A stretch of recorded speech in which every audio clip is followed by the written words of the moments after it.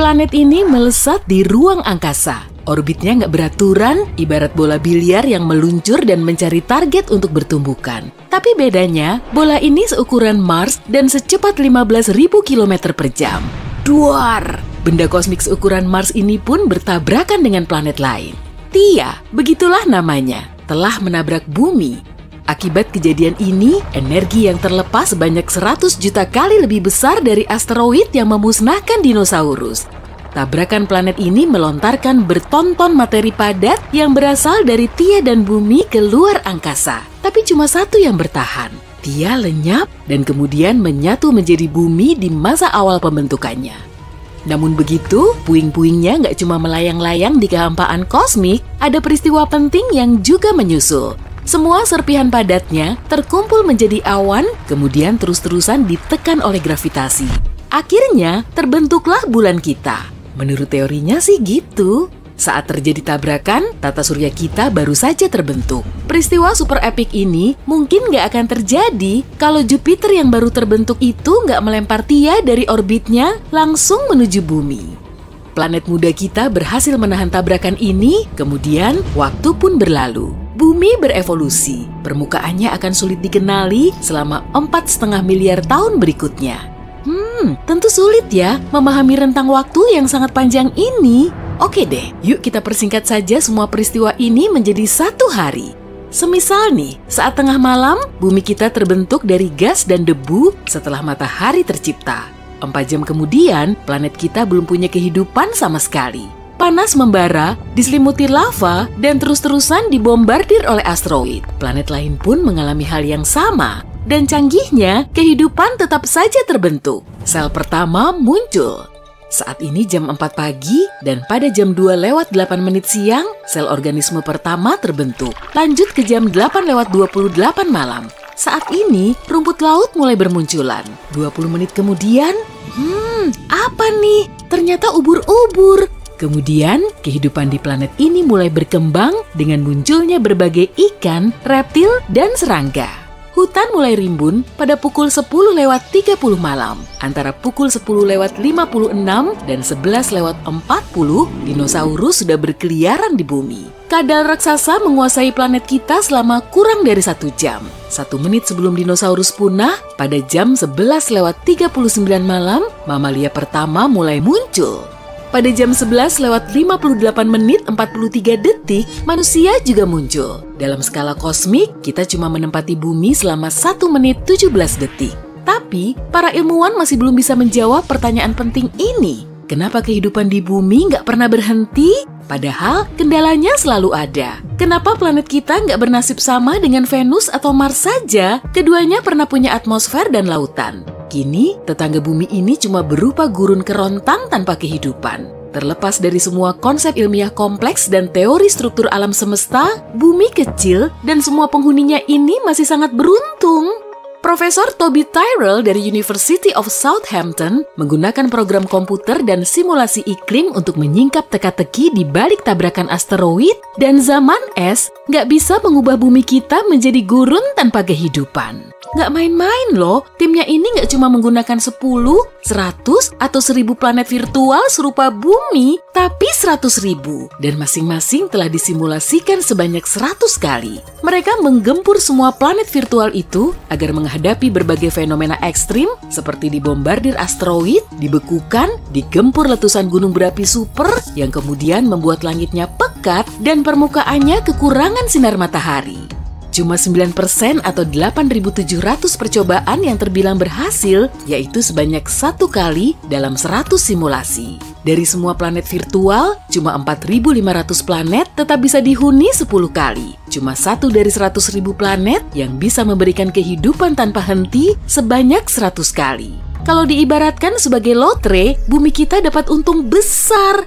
Pada tahun 2009, Kepler Telescope diluncurkan ke luar angkasa. Misinya yaitu mencari satu bercak di langit malam, atau kalau dalam ukuran planet seperti bumi, 150.000 bintang. Setelah lebih dari 9 tahun beroperasi, teleskop ini berhasil mendeteksi lebih dari 500.000 bintang.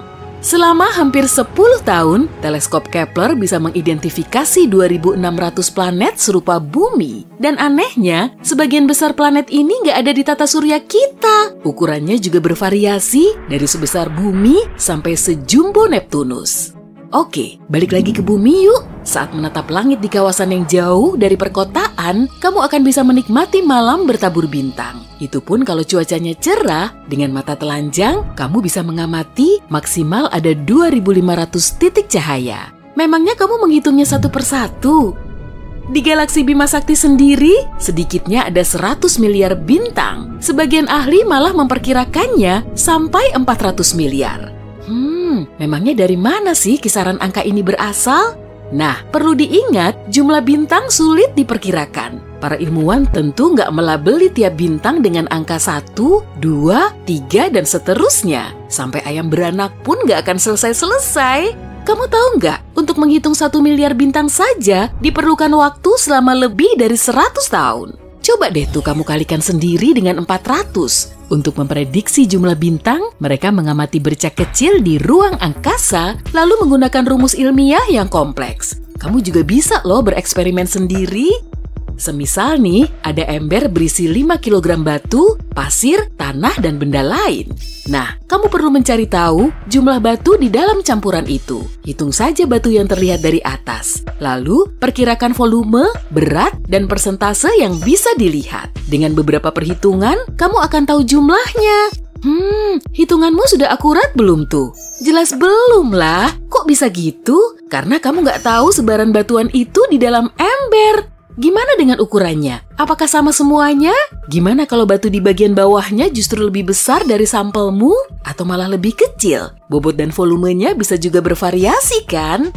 Ember itu semacam galaksi Bima Sakti kita. Dan bebatuan yang kamu hitung menjadi bintangnya. Intinya, para ilmuwan nggak tahu pasti jumlah bintang di alam semesta. Mungkin 100 miliar atau mungkin 4 kali lipatnya. Dari jumlah itu, 4 miliarnya mirip dengan matahari kita. Dengan mempertimbangkan galaksi kita, perkiraan yang paling logis agar suatu planet bisa mendukung kehidupan adalah 300 juta. Meski begitu, jumlah ini juga bisa mencapai 5 miliar bahkan lebih. Lagi pula, banyak sekali area yang bisa dipilih.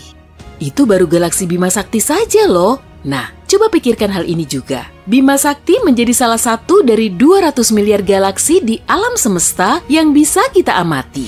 Menurut penelitian terbaru, angkanya 10 kali lebih banyak, jadi diperkirakan ada triliunan galaksi di luar angkasa. Dan kita baru tahu kurang dari 10%-nya. Kalau jumlah total bintang di seisi alam semesta ini, para ilmuwan memperkirakannya sebanyak 1 septiliun atau 1 kali 10 pangkat 24.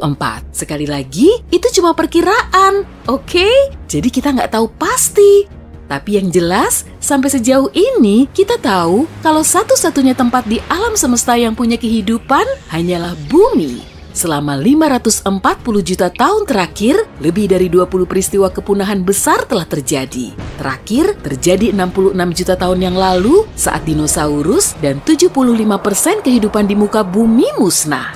Sebuah objek berdiameter 11 km menabrak planet kita. Lajunya 120 kali lebih cepat dari mobil terengebut di zaman now. Kawasan yang berada 1,5 juta kilometer dari lokasi benturan juga terbakar. Tsunami besar menyapu seisi lautan, miliaran ton debu dan belerang bertebaran di langit, lalu menghalangi sinar matahari. Kemudian disusul dengan penurunan suhu global. Sekitar 200 juta tahun yang lalu juga terjadi peristiwa kepunahan yang kurang dikenal. Akibatnya, setengah kehidupan di planet ini tersapu bersih dan kemungkinan besar disebabkan oleh gunung berapi atau gempuran asteroid. Menurut teori lain, pergerakan lempeng tektonik telah memicu zaman es baru. Pada saat itu, buaya besar menguasai bumi. Reptil ini punah dan digantikan dengan makhluk hidup baru, dinosaurus. Tapi itu belum seberapa. Era terngenes yang pernah terjadi di bumi adalah Permian Triassic Event, sekitar 250 juta tahun yang lalu. 80% kehidupan laut, 70% hewan dan tumbuhan darat, semuanya musnah. Gunung berapi memuntahkan banyak lava di area yang sekarang menjadi Siberia. Meski begitu, pengaruhnya bisa dirasakan hingga di seantero bumi. Sekitar 445 juta tahun yang lalu, bumi kita didominasi oleh invertebrata laut. Selain itu, cuma ada satu benua, yaitu Gondwana. Saat itu, tumbuhan baru mulai bermunculan di daratan.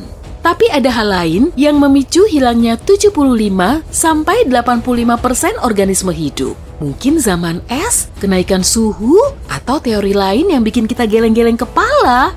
Menurut sebagian orang, semua peristiwa tersebut kemungkinan disebabkan oleh bintang besar yang meledak 6.000 tahun cahaya dari bumi, yang kemudian melontarkan ledakan sinar gamma di ruang angkasa. Bumi kecil kita kebetulan ada di jalur pancaran sinar gamma ini. Hanya dalam sekejap, lapisan ozon kita koyak terbakar. Tentu kita perlu atmosfer untuk melindungi kita kan?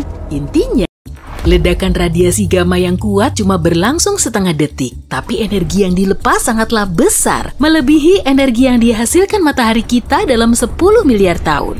Ledakan singkat ini menerangi seluruh langit, lalu cahaya itu berubah menjadi cahaya yang jauh lebih lembut dan lebih tahan lama. Astronom meneliti fenomena ini dengan sinar X, radio, optik, dan gelombang inframerah. Ternyata manusia akhirnya melihat kelahiran magnetar untuk kali pertama.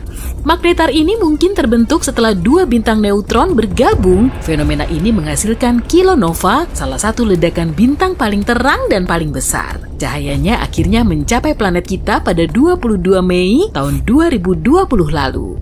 Bayangkan sebuah bintang besar setidaknya 5 kali masa matahari kita mencapai akhir hidupnya. Mungkin karena bahan bakar nuklirnya habis. Jika itu terjadi, bintang ini mulai mendingin, tekanan di dalamnya menurun, dan gravitasi mulai menekan ke dalam. Kemudian, massa yang lebih dari 1 juta kali massa planet kita kolaps dalam 15 detik. Saking cepatnya, gelombang kejut yang super besar membuat bagian luar bintang ini meledak dan menghasilkan ledakan cahaya menyilaukan. Ledakan kuat ini bernama supernova.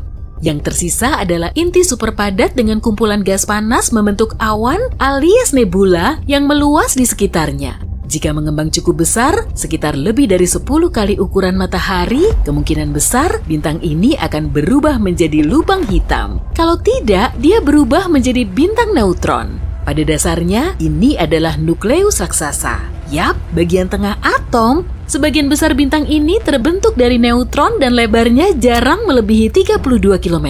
Sebagai perbandingan, lebar matahari kita hampir 1,4 juta kilometer atau seperti 109 bumi dijejer bersebelahan.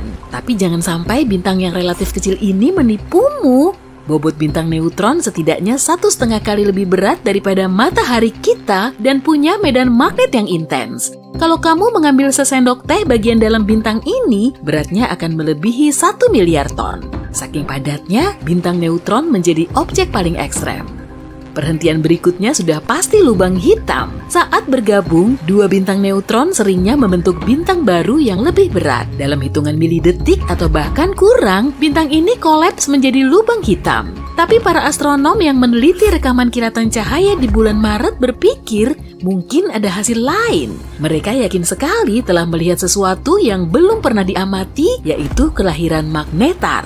Ini adalah bentuk langka dari bintang neutron dengan medan magnet ultra kuat. Magnetar ini 1000 triliun kali lebih kuat daripada planet kita. Medannya juga begitu kuat sampai bisa memanaskan permukaan bintang hingga 10 juta derajat Celcius. Sederhananya, magnetar adalah magnet terkuat di alam semesta.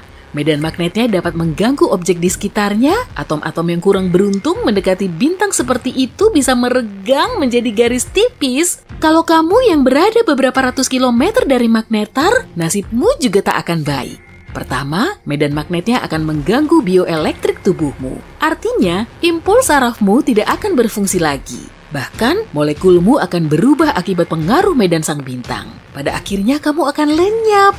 Jika melayang dalam jarak 160.000 km dari planet kita, magnetar mampu menghapus semua data yang ada di tiap kartu kredit di dunia.